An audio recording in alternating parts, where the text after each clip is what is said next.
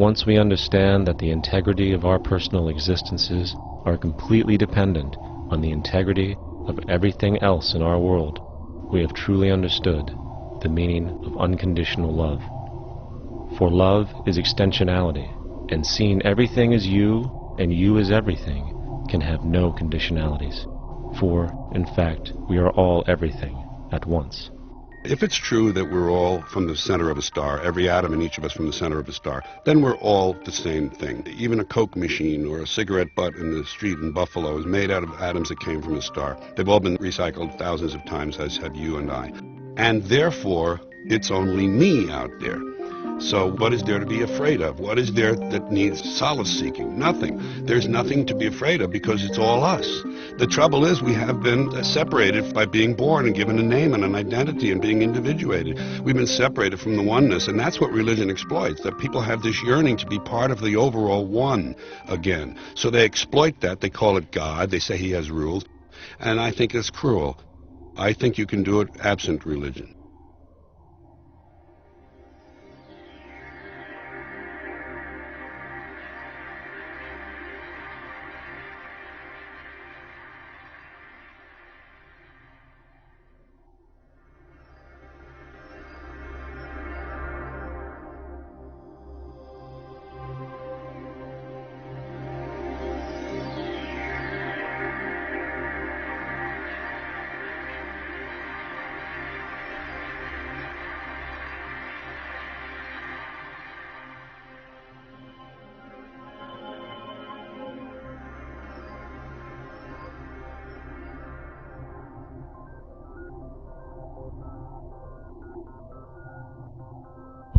It's time to claim the unity our outmoded social systems have broken apart, and work together to create a sustainable global society where everyone is taken care of and everyone is truly free.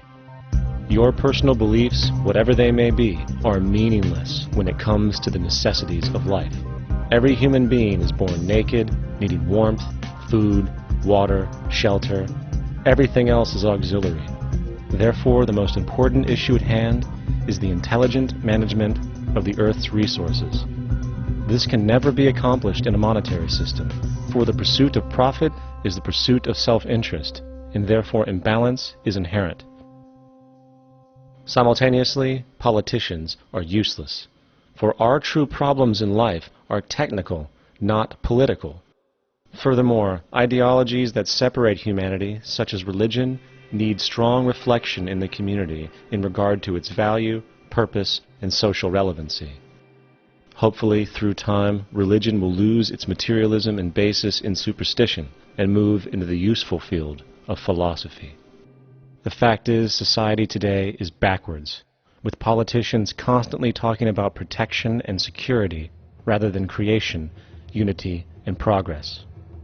The U.S. alone now spends about $500 billion annually on defense. That is enough to send every high school senior in America to a 4-year college. In the 1940s, the Manhattan Project produced the first true weapon of mass destruction. This program employed 130,000 people at an extreme financial cost.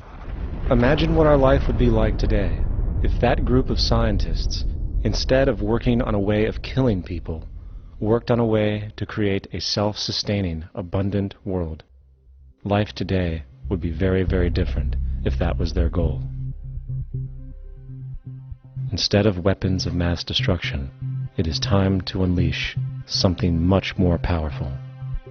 Weapons of mass creation. Our true divinity is in our ability to create, and armed with the understanding of the symbiotic connections of life, while being guided by the emergent nature of reality, there is nothing we cannot do or accomplish. Of course, we face strong barriers in the form of established power structures that refuse to change. At the heart of these structures is the monetary system. As explained earlier, the fractional reserve policy is a form of slavery through debt, where it is literally impossible for society to be free. In turn, free market capitalism in the form of free trade uses debt to imprison the world and manipulate countries into subservience to a handful of large business and political powers. Apart from these obvious amoralities, the system itself is based on competition, which immediately destroys the possibility of large-scale collaborations for the common good, hence paralyzing any attempt at true global sustainability. These financial and corporate structures are now obsolete, and they must be outgrown. Of course, we cannot be naive enough to think that the business and financial elite are going to subscribe to this idea, for they will lose power and control. Therefore, peaceful yet highly strategic action must be taken. The most powerful course of action is simple.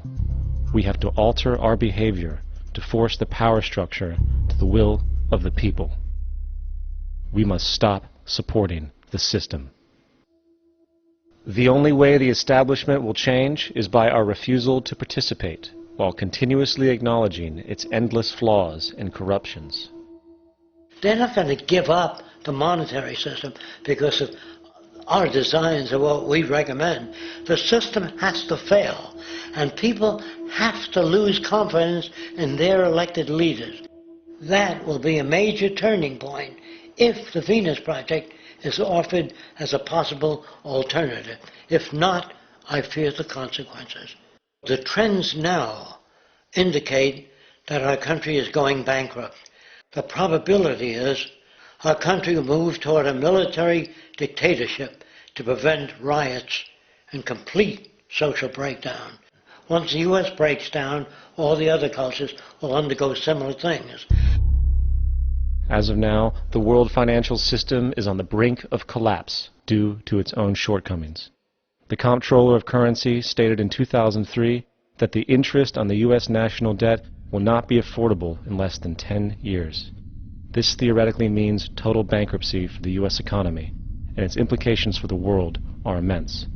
In turn, the fractional reserve-based monetary system is reaching its theoretical limits of expansion, and the banking failures you are seeing are just the beginning.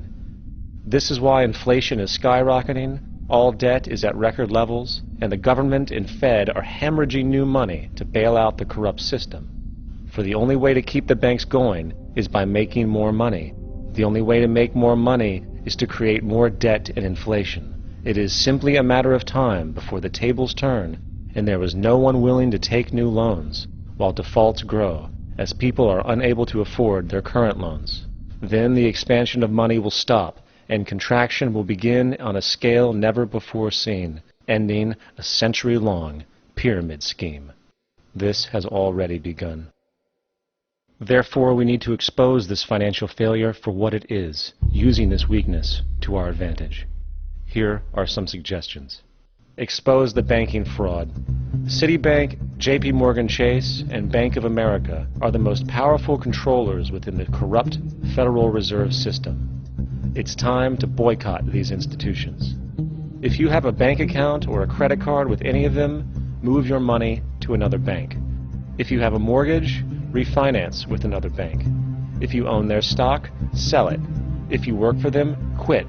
This gesture will express contempt for the true powers behind the private banking cartel known as the Federal Reserve, and create awareness about the fraud of the banking system itself. 2. Turn off the TV news. Visit the emerging independent news agencies on the internet for your information. CNN, NBC, ABC, Fox, and all the others present all news pre-filtered to maintain the status quo. With 4 corporations owning all major media outlets, objective information is impossible. This is the true beauty of the internet, and the establishment has been losing control because of this free flow of information. We must protect the internet at all times, as it is truly our savior right now. 3. Don't ever allow yourself, your family, or anyone you know to ever join the military. This is an obsolete institution now used exclusively for maintaining an establishment that is no longer relevant. U.S. soldiers in Iraq work for U.S. corporations, not the people. Propaganda forces us to believe that war is natural and the military is an honorable institution. Well, if war is natural, why are there 18 suicides every single day by American veterans who have post-traumatic stress disorder? If our military men and women are so honored, why is it that 25% of the American homeless population are veterans? 4. Stop supporting the energy companies. If you live in a detached house, get off the grid. Investigate every means of making your home self-sustainable with clean energy. Solar, wind, and other renewable energies are now affordable consumer realities, and considering the never-ending rising cost of traditional energies, it will likely be a cheaper investment over time. If you drive, get the smallest car you can, and consider using one of the many conversion technologies that can enable your car to be a hybrid, electric, or run on anything other than establishment fuels. 5. Reject the political system. The illusion of democracy is an insult to our intelligence. In a monetary system, there is no such thing as a true democracy, and there never was. We have two political parties owned by the same set of corporate lobbyists. They are placed in their positions by the corporations, with popularity artificially projected by their media. In a system of inherent corruption, the change of personnel every couple of years has very little relevance. Instead of pretending that the political game has any true meaning, focus your energy on how to transcend this failed system. And 6. Join the movement. Go to the zeitgeistmovement.com and help us create the largest mass movement for social change the world has ever seen. We must mobilize and educate everyone about the inherent corruption of our current world system, along with the only true sustainable solution, declaring all the natural resources on the planet as common heritage to all people, while informing everyone as to the true state of technology and how we can all be free if the world works together rather than fights. The choice lies with you. You can continue to be a slave to the financial system and watch the continuous wars, depressions, and injustice across the globe while placating yourself with vain entertainment and materialistic garbage. Or you can focus your energy on true, meaningful, lasting, holistic change, which actually has the realistic ability to support and free all humans with no one left behind. But, in the end, the most relevant change must occur first inside of you.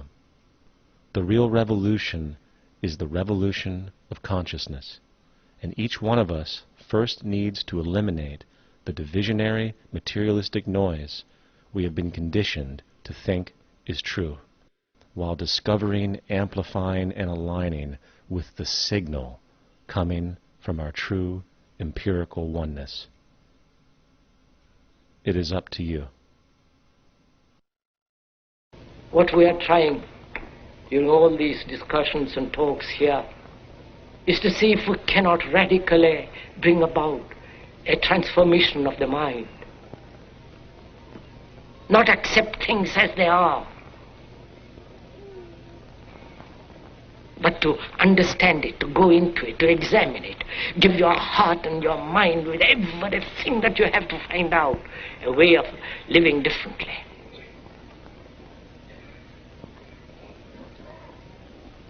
But that depends on you and not somebody else.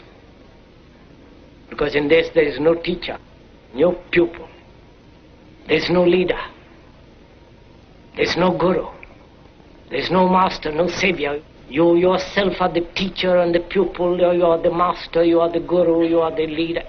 You are everything. And to understand is to transform what is.